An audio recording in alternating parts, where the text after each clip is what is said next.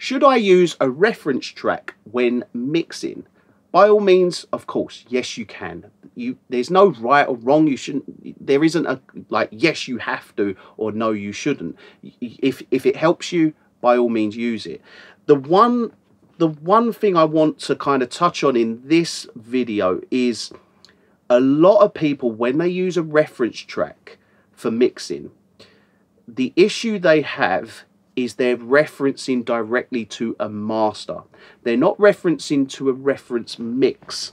So the problem that you'll have is, we all know a master sounds totally different to a mix. A mix has a lot more dynamics. A master, you know, is limited, compressed.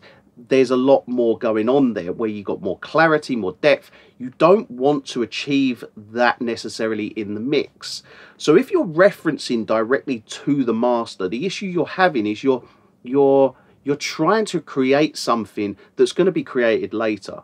And by referencing to it, you might end up with an overly bright mix or an overly bassy mix, because the reference track is a master that's, you know, it's limited, it's compressed. You don't want to try and achieve that sort of sound in the mix.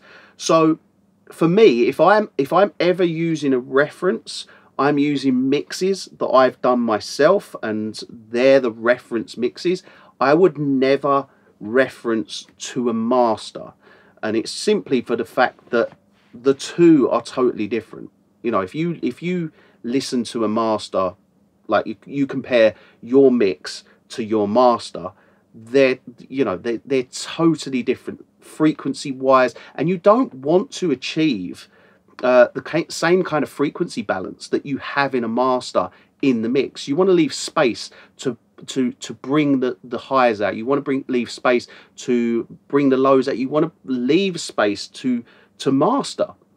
So you don't want to actually achieve that mastered sound in the mix. So it's perfectly fine to use a reference track, but don't use a reference master. Don't reference to a master, because you don't want to achieve that sound. You want to achieve, with a mix, you want to achieve this nice kind of flat, balanced track that is dull sometimes. You know, it can sound dull, because once mastered, you're bringing that all out, and you're leaving space to bring that out. If you've already achieved this kind of mastered sound before it goes to mastering, you won't actually achieve as good a master, because you've kind of already applied, especially if you're working with analog equipment and that mix is then going to be mastered through analog equipment. You don't necessarily want to use plugins to kind of achieve this overly bright sound, because you know, you've got things like 1951 here. You want to brighten the track up with that. You don't want to brighten the track up with a plugin when that's going to do it a million times better. Maybe not a million times, but it's going to sound better. You're going to get that warmth out of the 1954, for instance. That's the key thing here is think about it. When you reference to a master, it's a master. Reference to a mix. So obviously, mixes unmastered are very hard to get hold of from other, you know, like if it's a professional release, for instance. Now, personally, when it comes to referencing whilst mixing, no two songs are, you know, the same.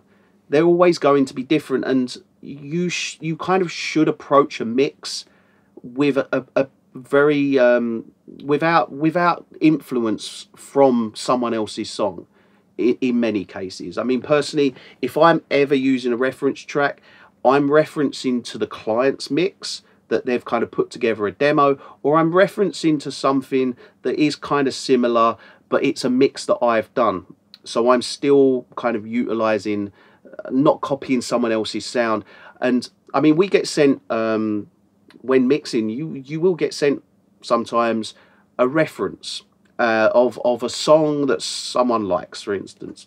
And it's usually a totally different song that's that is totally wrong for the actual mix. Now, when you're looking at it like that, think of it in a totally different way of right, I'm not trying to recreate what it is that this song's creating kind of frequency way. Think of it more as emotion. Think of it more as like, okay, they're using this sort of processing to kind of achieve a certain sound on the vocals, for instance. That's what the client's really asking for when it comes to sending a song for a reference track of someone else's song. It's like, I like this song, I'd love it if my song could sound anywhere similar. But what ultimately, when it comes to referencing to anything, even in mixing or mastering, it's a case of doing what is best for the actual song you're working on, not what's best for someone else's song, because that might have been best for that song, that's the reference, that might not be what's best for this song. So, you know, a reference, you know, that is what it is. It's just a reference. It's not paved, you know, set in stone and has to be kind of exactly the same, like matching the EQ exactly the same. It's not like that. It's a reference, but you still want to be doing what's best for that song.